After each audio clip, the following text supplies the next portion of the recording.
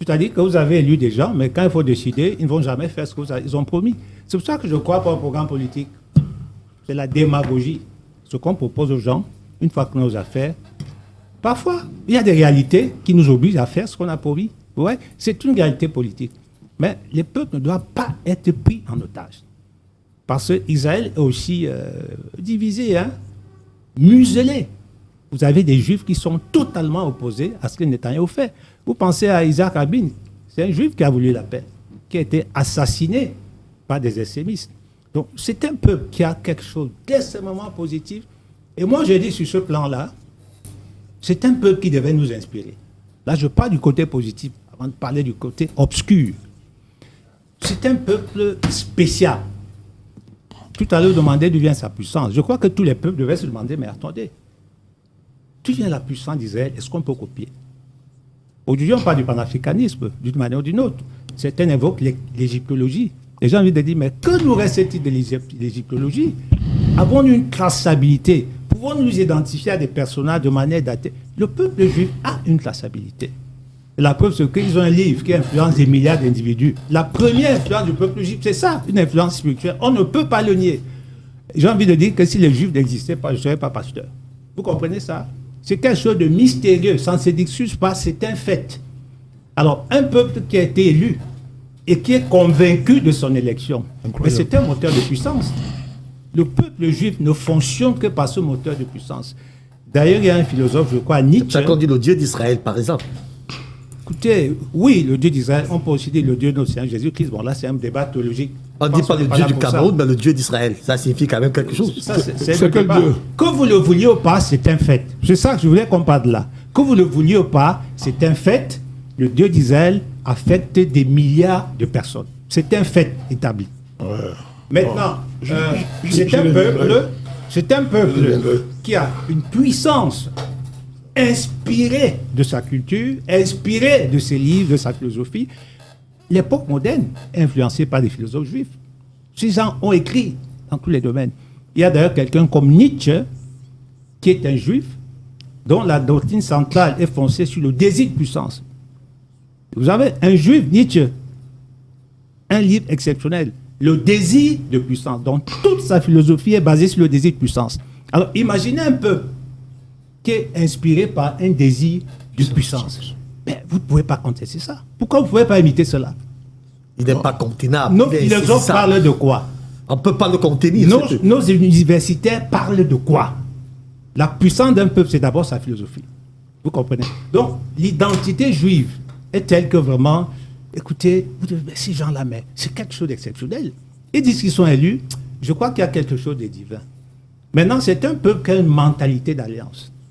Ces gens se fichent du monde. Ils sont convaincus que quoi que vous fassiez, quoi que vous disiez à leur rencontre, Dieu les aime toujours.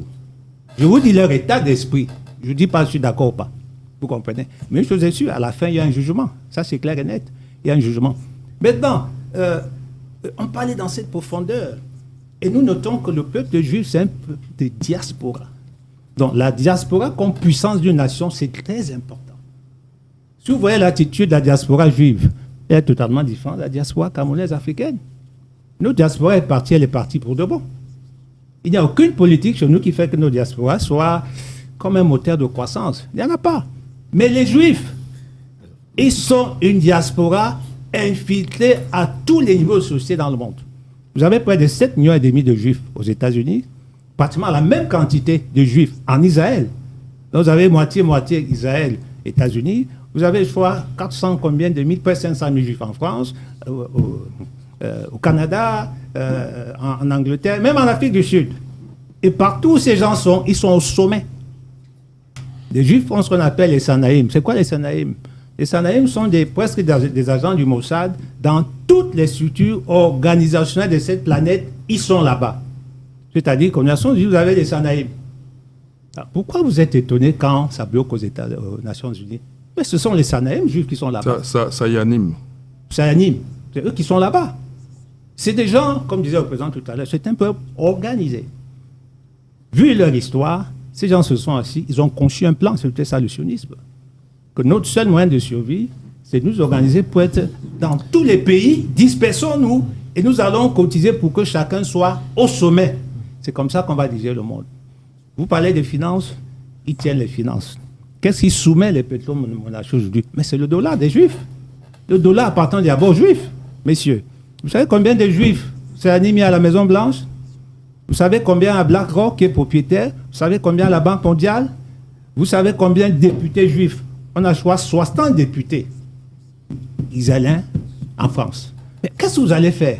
En Angleterre, c'est la même chose. Qu'est-ce que vous allez faire avec un tel peuple? Qu'est-ce que vous allez faire? Vous essayez d'expliquer que... Et c'est ça donc, la présence mystérieuse et pratiquement omnisciente des Juifs. Ils sont partout. Mais ce sont les Juifs. Quand on parle du Bir au Cameroun, ce sont des Juifs. Vous pensez comment vous faites pour débarrasser des Alors, des vous gens comme dissociez les Juifs du peuple d'Israël, le peuple politique d'Israël, vous le dissociez... ça? les Le Juifs. judaïsme, c'est le moteur, Par exemple, c'est la Badakani l'a religion. fait tout à l'heure. Il a dissocié le peuple des Juifs. Oui, non, attendez, le peuple juif. Il a dissocié le politique des Juifs. Oui, je suis d'accord avec lui. Je suis tout à fait d'accord avec lui, je l'ai dit. Parce que les politiques, c'est un groupe d'individus. Le peuple n'a rien à faire. Le peuple n'est que du bétail, malheureusement, qu'on utilise pour avoir ce pouvoir, pour détruire le même peuple. Mais les Juifs manifestent. Mais ils sont éteints. La presse aujourd'hui israélienne, on a supprimé tous les fils. Il n'y a pas un journal en Israël aujourd'hui où il y a comme un fil d'actualité, ce que tous les journaux. C'est supprimé parce que l'armée a demandé stop. C'est une dictature. Donc vous comprenez que vous avez des juifs, vous avez même des rabbins juifs qui sont en exil, qui prennent position ouvertement contre Netanyahou. Vous avez des rabbins juifs qui expliquent en fait cet état juif que nous voyons là n'est pas biblique. Donc, ce sont des choses, si vous voulez, ça c'est le côté, il y a le côté obscur que nous voyons aujourd'hui, ce peuple qui se croit tout permis. Expliquez-moi comment Donald Trump peut paraître être le valet d'Israël. Parce qu'il est cerné au niveau du Sénat des gens d'obédience juive. C'est ça la réalité. Ça, c'est ce qu'on n'ose pas dire. Et j'ouvre une parenthèse pour parler de la double nationalité. Je vous appelle. C'est pour ça que, vous savez, chaque fois qu'on évoque ce problème ici, il y a un levé de bouclier. Vous savez, la double nationalité, c'est quelque chose de dangereux. Quand quelqu'un est franco-israélien, il sert qui en premier? Il sert d'abord Israël. Très bien. Alors, vous comprenez? Je m'arrête là pour l'instant. Vous avez chuté déjà? Oui, vous m'avez dit de chuter, donc moi, je suis obéissant et je chute. Oh ouais. Je vais rebondir plus tard. Vous le faites comprendre, chutez. Gardez la parole de chuter. Allez-y. Non, j'ai chuté. Oui, allez-y. C'est bon, je vous vais avez chuté? Oui, je vais D'accord. Ce n'est pas une affaire d'être pressé. On a le temps me court déjà à la gauche. Nous, on a moins d'une heure de temps pour sortir d'ici. Ça commence déjà. Vous allez comprendre. Vous allez essayer de me comprendre. Bon, alors, vous êtes notre technicien du jour en la matière, monsieur le ministre. Pourquoi un tel intérêt des États-Unis à l'État d'Israël? Non, mais l'intérêt, il est compréhensible. Vous savez, une grande puissance pour se maintenir, elle a besoin des alliés, des proxys, comme on dit aujourd'hui, c'est le terme à la mode. Les États-Unis, c'est à des milliers de kilomètres du Moyen-Orient. Donc, il fallait avoir un bras armé. Israël, dans le proche Moyen-Orient, c'est le bras armé des États-Unis. Pour asseoir sa puissance, permettre à ce pays de se projeter. Donc, c'est une espèce de super base militaire pour les États-Unis. Donc, ils sont au plus proche de l'action. Donc, à partir d'Israël, les États-Unis peuvent se déployer aisément dans la région, que ce soit au Proche-Orient, que ce soit au nord de l'Afrique, même un peu partout. Donc, c'est comme une espèce de j'allais dire quoi, il y a combien d'États aux États-Unis? 50, 51 52, je crois. Voilà. 52. 52. Voilà, en tout cas, c'est comme un autre État des États-Unis qui se trouve loin de l'Amérique. Mais c'est ça. Je l'ai dit tantôt, c'est une créature occidentale. Donc, pour dire, moi je voulais d'abord revenir sur les propos du président Badakani tout à l'heure pour dire que le Cameroun est vraiment une grande démocratie. Parce que vous savez qu'au Cameroun, le Cameroun est un allié d'Israël. Parce que c'est, quelqu'un a invoqué le Bir tout à l'heure, c'est Israël qui assure la sécurité du chef de l'État. Et lorsque on entend tout ce que le président Badakani a dit tout à l'heure, étant au Cameroun, on comprend que c'est une démocratie, qu'il y a cette liberté d'expression, parce qu'il a dit ce qu'il pense, mais le Cameroun est un allié d'Israël.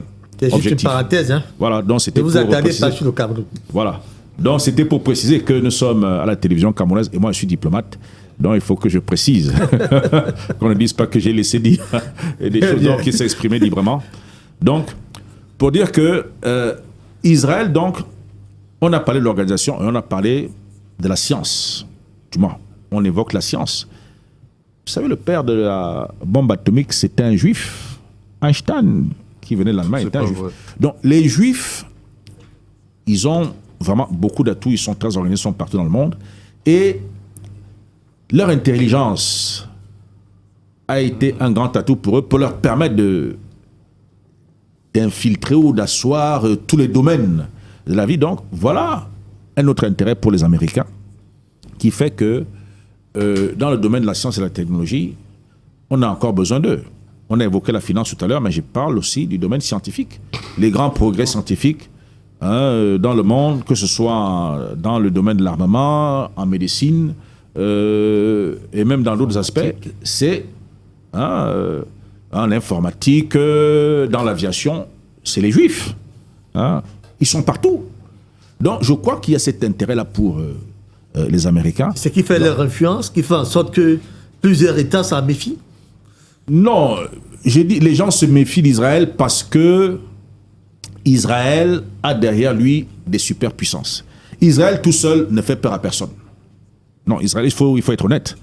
Israël tout seul, s'il n'existait que l'État d'Israël, sans les Américains, sans les autres puissances occidentales, personne n'aurait peur d'Israël. Mais on a peur d'Israël parce qu'on sait que derrière, il y a des puissants. Alors, c'est justement là ma question. Pourquoi un tel intérêt à l'État d'Israël? Parce que vous dites que sans les puissances qui sont derrière, d'Israël n'est rien. Mais comment un pays qui n'est rien peut attirer